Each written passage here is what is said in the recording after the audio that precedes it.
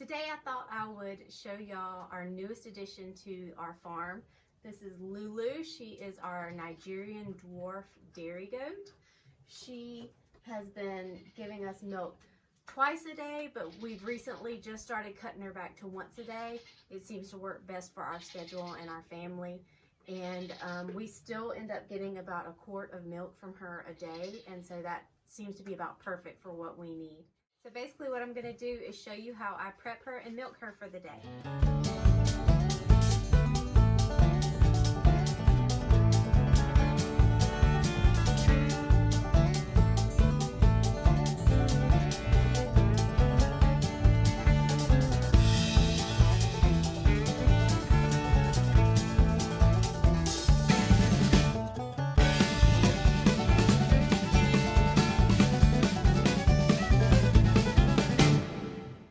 So the first thing I do is I use one of these teat wipes. I actually use 2 or 3 to wipe down her teats and her inner legs and also under her stomach, just to get some of the loose hair off.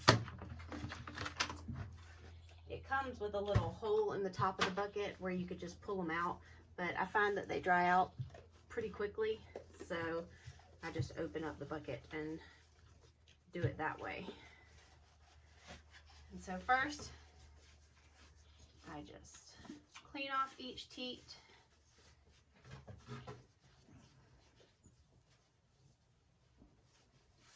And then the bag itself.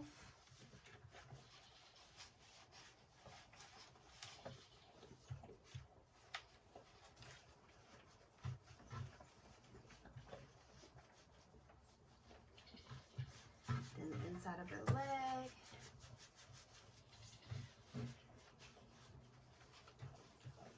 See how much dirt we're getting off?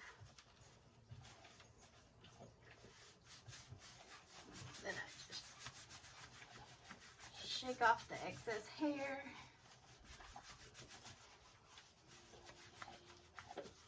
Just to try to keep it from falling down in the milk while I'm milking, which we're gonna filter it anyway, but it just helps some. Then I wipe off the teats one more time. So when it comes to milking, I use these stainless steel bowls that I actually just found at Walmart. They seem to be the perfect size for her height and how much milk she gives us. I always have 2 in case she decides that she is done with me milking, so she'll start trying to kick. And then I just dump off as I'm milking, so then if she steps in the bowl, I don't lose all the milk. It's just that little bit. And since I'm doing this tutorial, it's going to take a little bit longer than normal, so she's going to go through her feed a whole lot quicker than normal. So she might start kicking for us. Okay, so the first couple of squeezes, I just waste out onto the stand. You want to make sure you get any bacteria or dirt or anything that has gone up into the teat.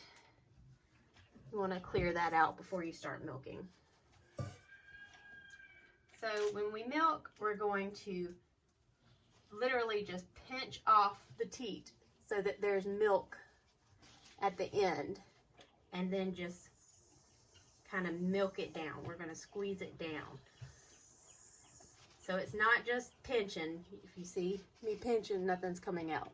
But if I pinch it off and then squeeze it, we have milk coming out. And so I just do that for both sides. And to begin with, I kind of go fast, back and forth, just to try to stimulate a letdown. Just like a lamb or a goat, a little kid would be sucking.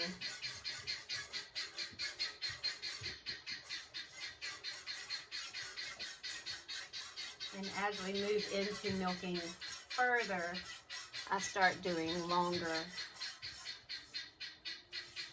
pulls, I guess.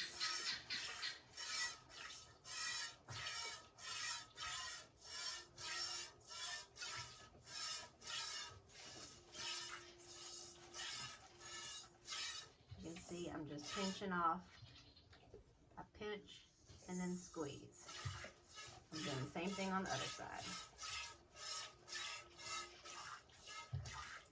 And I just continue with this pattern until she starts telling me that she's getting tired of me doing it.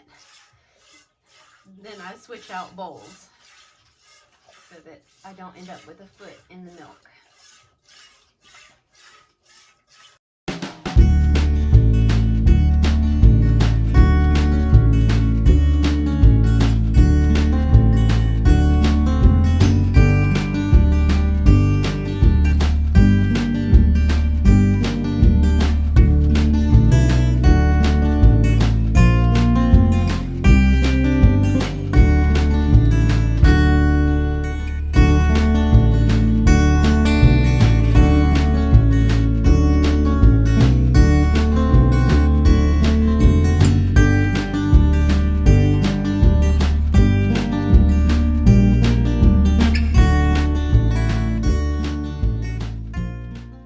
She's telling me, all right, I'm getting tired of you.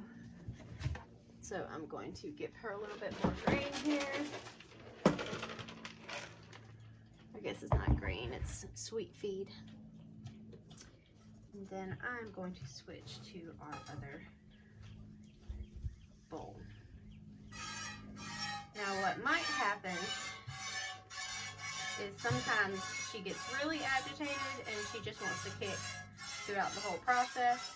And if I'm close to being done, I'll just hold up her leg and milk with one hand to finish her off. If I still have a good ways to go, then I might have to hobble her leg, which is essentially just tying one leg back so that she has to balance on 3 legs. And so if she's concentrating on keeping her balance on 3 legs, then she's not going to be able to kick.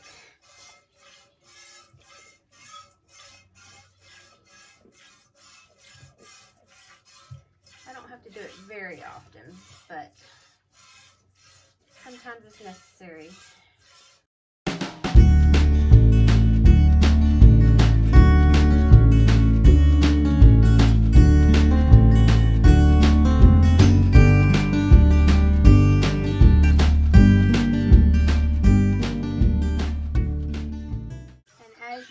Her out, you'll start to feel her bag loosening up. It's not as tight as it was, and the teats get softer.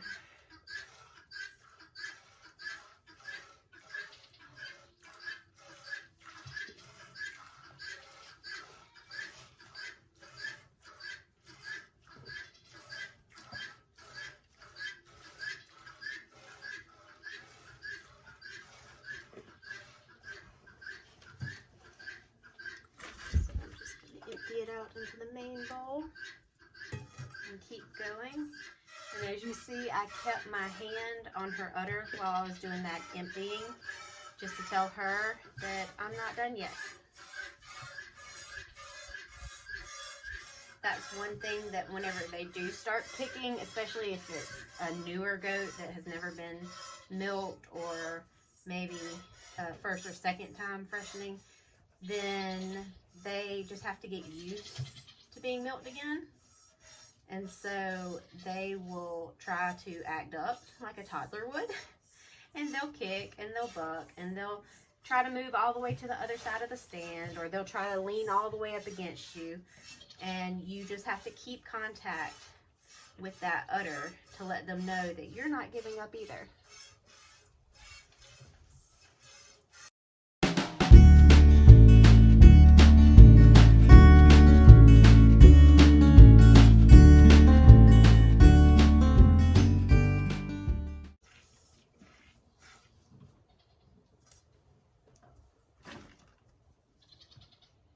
See how I'm holding her leg up? Sometimes whenever I'm close to the end, I'll just keep holding her leg up like this and just milk out with one hand. But we've still got a ways to go, so she's got She's got to calm down.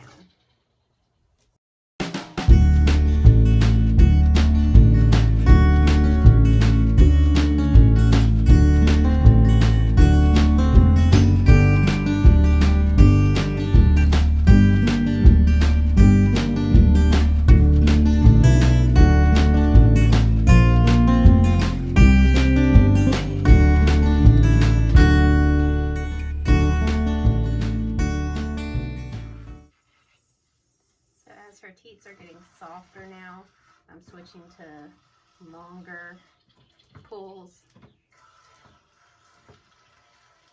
to try to empty them out better. I'm still not using a whole lot of pressure. It's still just that pinch off and milk down technique.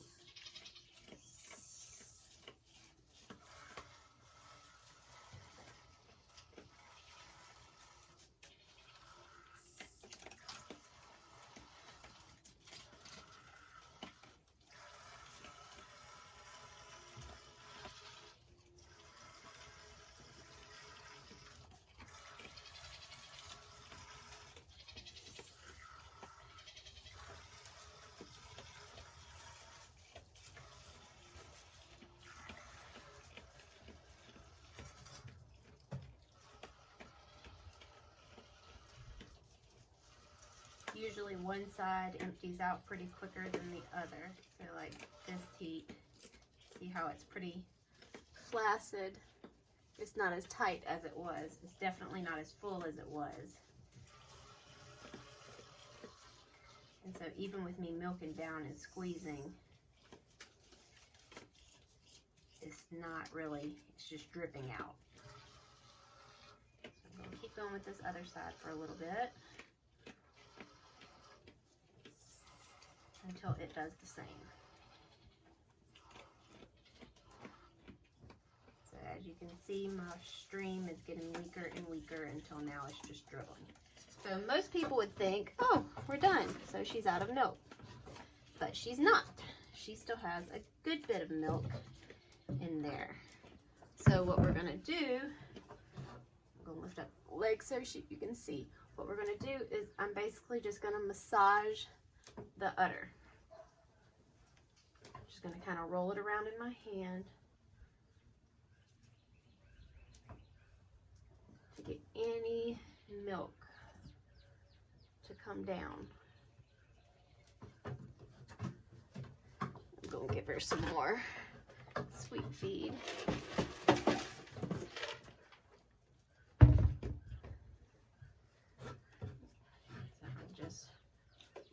Basically massaging. You can feel the different sacs, I guess, inside of the udder.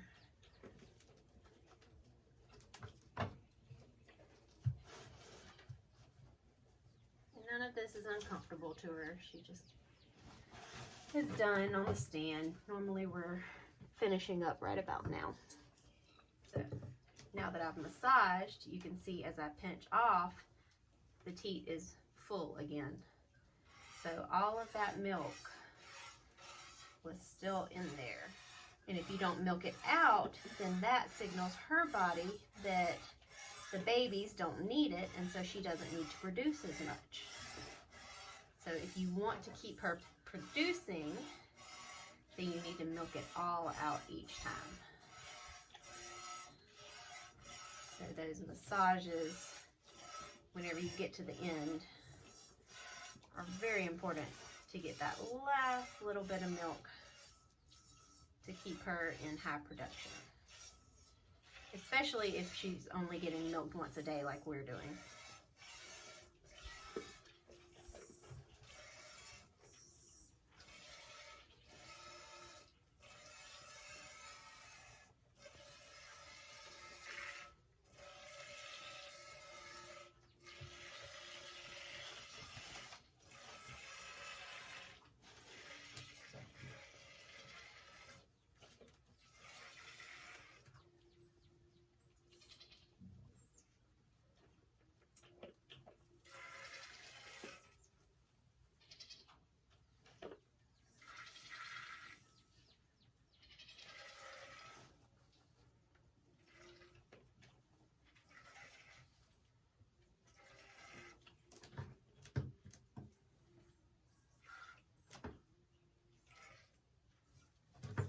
once again getting towards the end. So I'm going to massage again one more time, just to get every little drop I can get.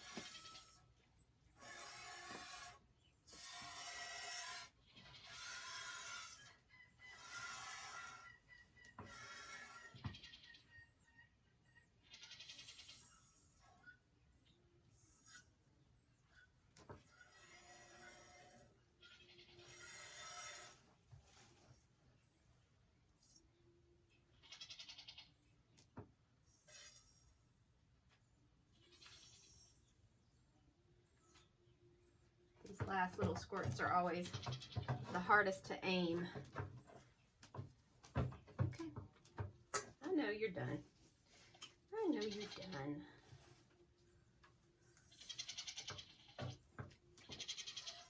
Sometimes it might be necessary to do what I'm doing and just hold the bowl right up to her and milk with one hand, so then you can quickly move it out of the way whenever she starts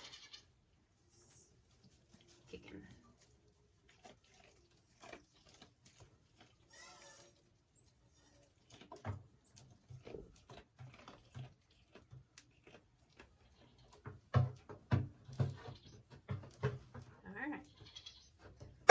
And there's the foot in the bowl.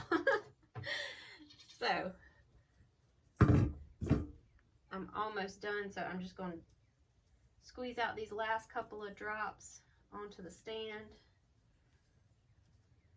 just to make sure she's good and milked out.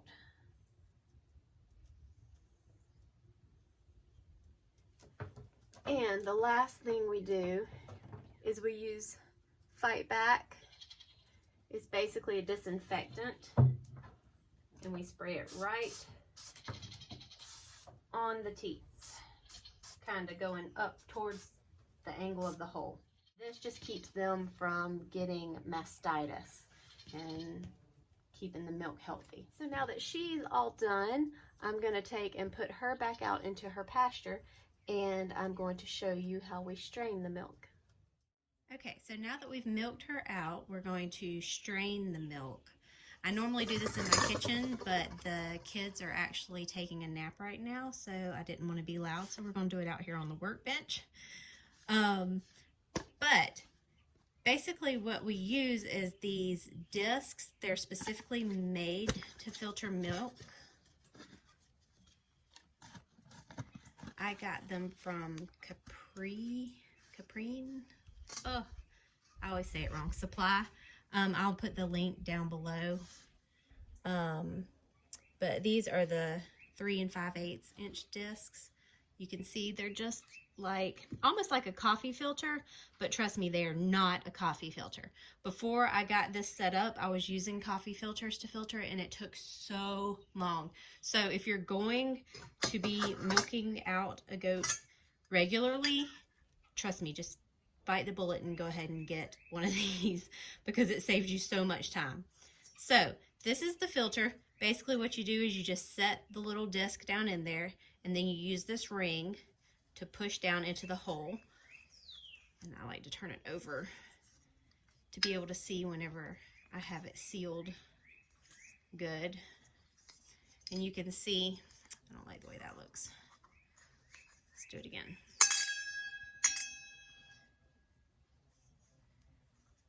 I like it tighter. There we go. That's better.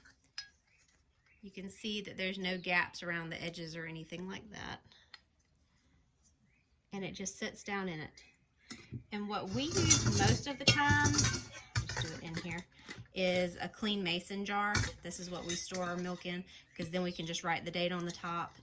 And whenever we were milking twice a day, we could write AM or PM to distinguish it. But the filter fits right perfectly on it, and it's easy to wash, easy to clean. and easy to handle. So I prefer the mason jars.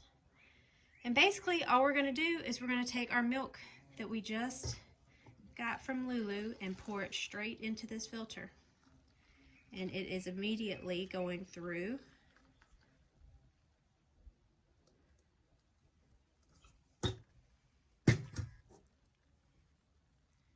and filtering into the jar.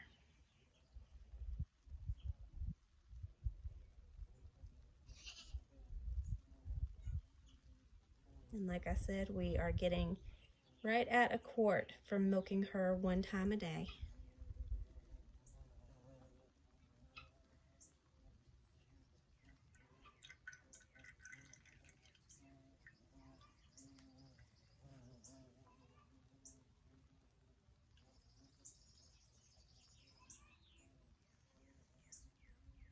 And that's it. And so any hair or dirt that might have fallen off or flown in or whatever while I was milking, it gets trapped by that filter and it does not go into the milk. So all you get is clean, raw milk.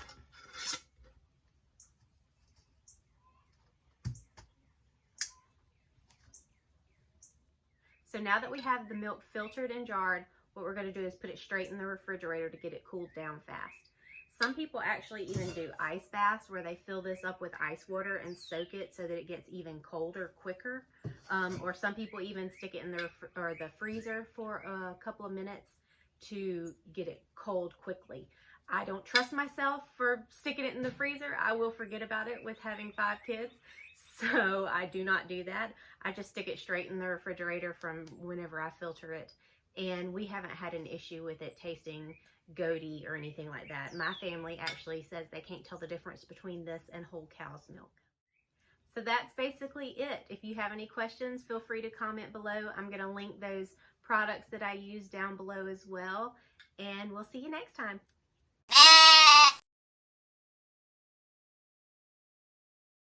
Some people actually even do ice baths where they're